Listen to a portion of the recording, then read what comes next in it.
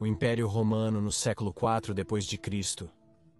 Constantino I, ou o Grande como alguns gostam de chamá-lo, conseguiu assumir o controle total do Império em uma série de guerras civis, encerrando efetivamente a tetrarquia de Diocleciano.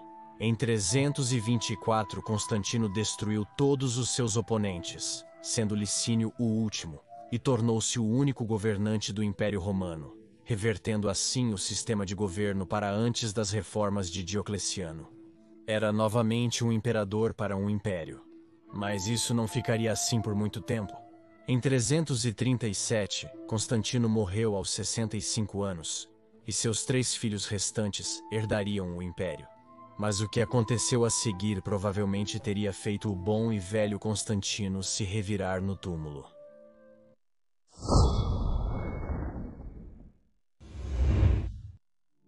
Constantino tinha 4 filhos.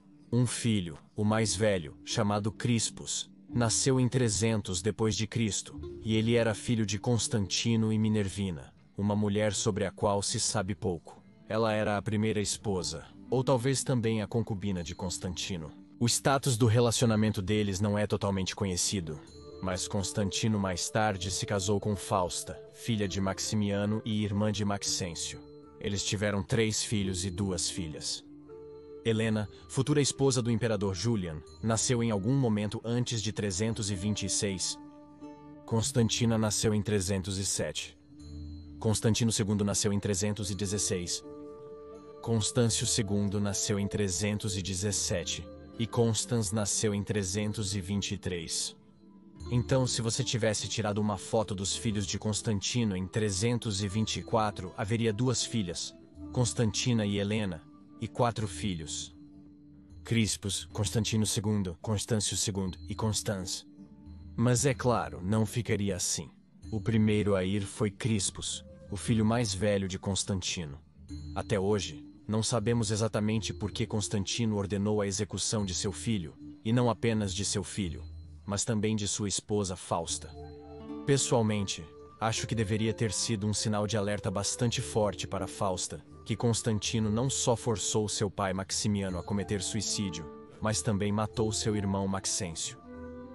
Fascinantemente, ela ainda teve 3 filhos com ele depois disso. Mas em 326, algo estranho aconteceu, e Constantino, de acordo com algumas fontes, ordenou a execução de Crispus e Fausta.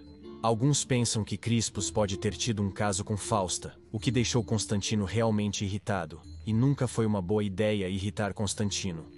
Mas isso também é contestado às vezes, e muitas outras teorias são apresentadas sobre por que eles foram executados. Em qualquer caso, depois que Fausta e Crispus não existiam mais, juntando-se a Maximiano, Maxêncio e Licínio na lista de vítimas de Constantino, finalmente houve paz. E os filhos restantes de Constantino se deram muito bem, e eles viveram felizes para sempre.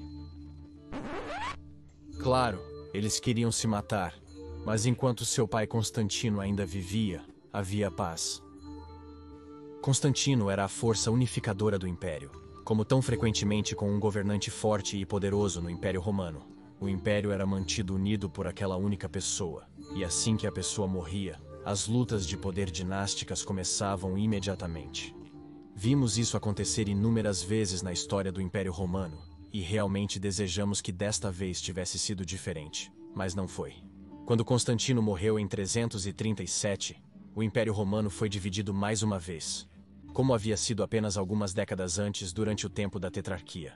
Para mim, uma das maiores razões para a queda do Império Romano foram as constantes guerras civis que resultaram do problema de sucessão não resolvido. Retornando aos filhos de Constantino. Quando Constantino morreu em 337, as hostilidades irromperam quase imediatamente. Os primeiros que foram eliminados foram Hanibalianos e Dalmátios, que eram filhos do meio-irmão de Constantino, então basicamente meio-primos dos filhos de Constantino.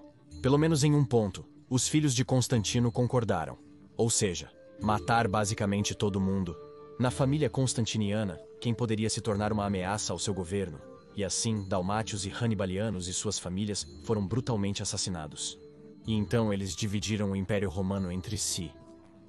Constantino II assumiu Hispania, Gália, Britânia e o extremo oeste da África. Constans ficou com a parte do meio, que continha a Itália, as províncias alpinas, então Ilírico e a maior parte da África. Mas ele também recebeu a Trácia e a Grécia, depois que Dalmácio e Anibaliano foram descartados. É bastante hilário que isso realmente teria sido uma segunda tetrarquia, espelhando de perto a tetrarquia de Diocleciano, que mal sobreviveu por 30 anos,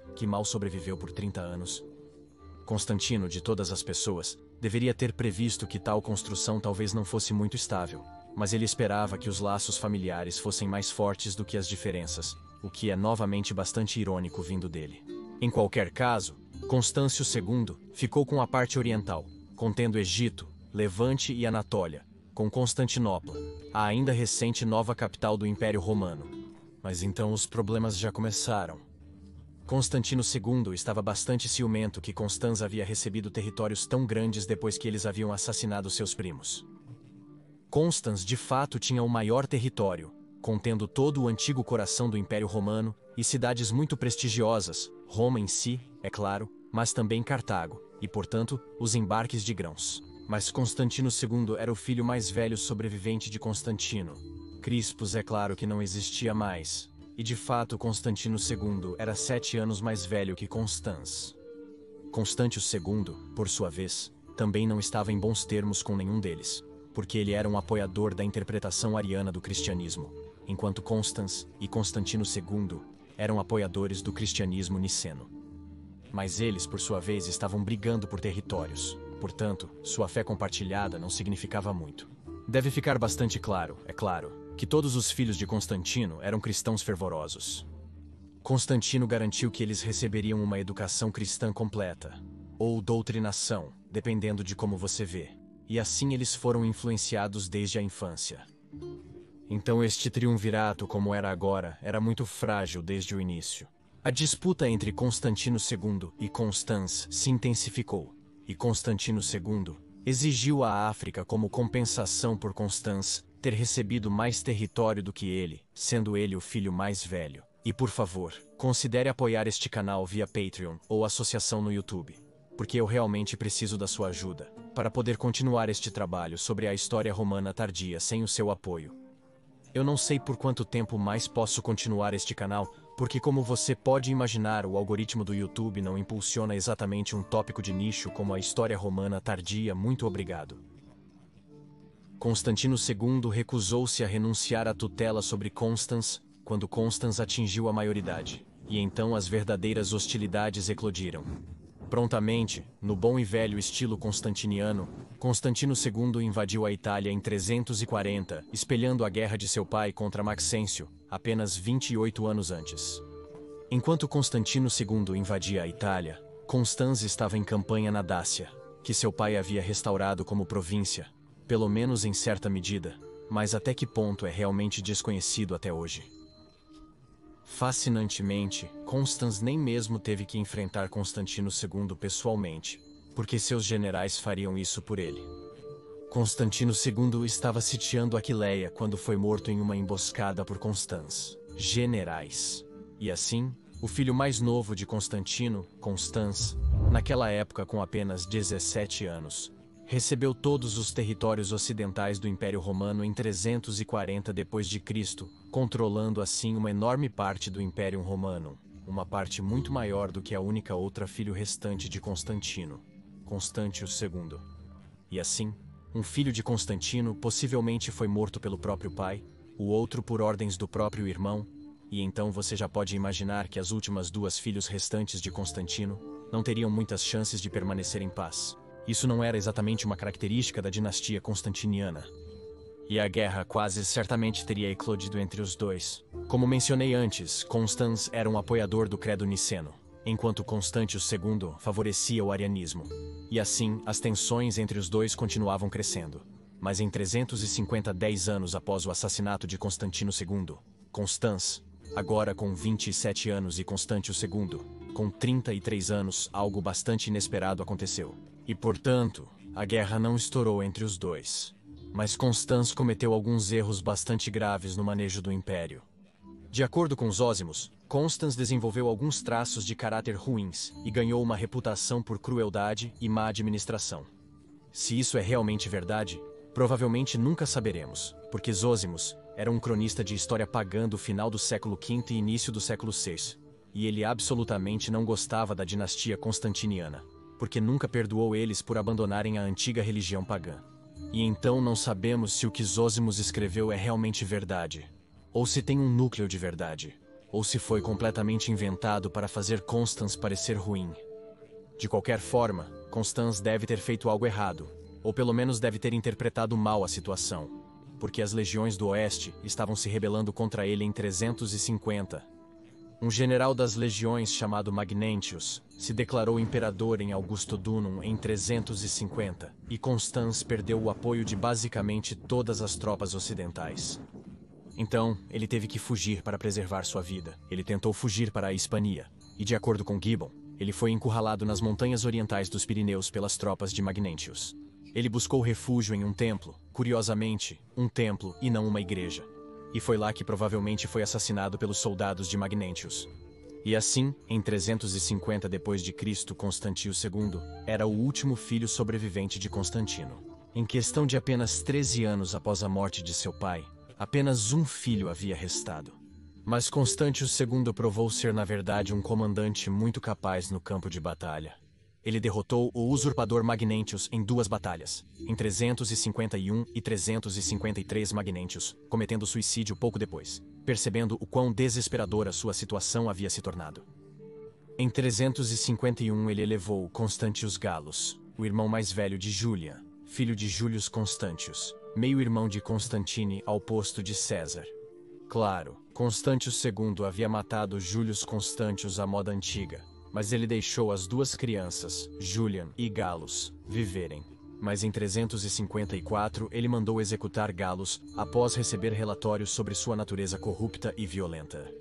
Em 354, Constantius II continuou sua série de sucessos militares contra os Alemanni na fronteira do Reno. Em 355, então, ele elevou o último membro masculino sobrevivente da dinastia constantiniana ao posto de César, nada menos que o famoso Julian, sobre quem, é claro, devemos falar em grande detalhe em outro vídeo, já que há, é claro, muito a dizer sobre ele. Constantius II continuou a campanha através do Danúbio contra os Quadi e os Sármatas em 357 com sucesso. Mas a paz não durou, porque, como tantas vezes, a Pérsia atacou, capturando algumas fortalezas de fronteira e forçando Constantius a se mover para o leste para lutar contra o inimigo sempre iminente no leste. Mas em 360, Julian foi proclamado Augusto por suas tropas em Clotetia, a atual Paris, forçando assim Constantius a abandonar sua campanha contra a Pérsia. Constantius tentou persuadir Julian a renunciar ao seu título de Augusto, mas Julian recusou de maneira muito eloquente. E assim uma batalha teria sido travada, cujo resultado só podemos especular. Ambos eram generais formidáveis, Julian e Constantius II. Teria sido uma batalha insana, mas a caminho para lutar contra Julian, Constantius adoeceu e morreu pouco tempo depois, e em seu último desejo, ele nomeou Julian como seu legítimo herdeiro. E assim, o último filho de Constantine morreu em 361 d.C. Julian agora era o único imperador do Império Romano, o último membro masculino da dinastia constantiniana. Mas Julian, em vez de solidificar seu poder, embarcou em uma campanha mal sucedida contra a Pérsia, possivelmente esperando se tornar um segundo Alexandre, o Grande, e assim, legitimar seu retorno à antiga religião pagã. Mas ele morreu em uma batalha contra os persas, enquanto recuava em 363, depois de Cristo, não usando sua armadura naquele dia. E assim, morreu o último membro da dinastia constantiniana em 363, depois de Cristo, apenas 39 anos depois que Constantino se tornou o imperador único do Império Romano.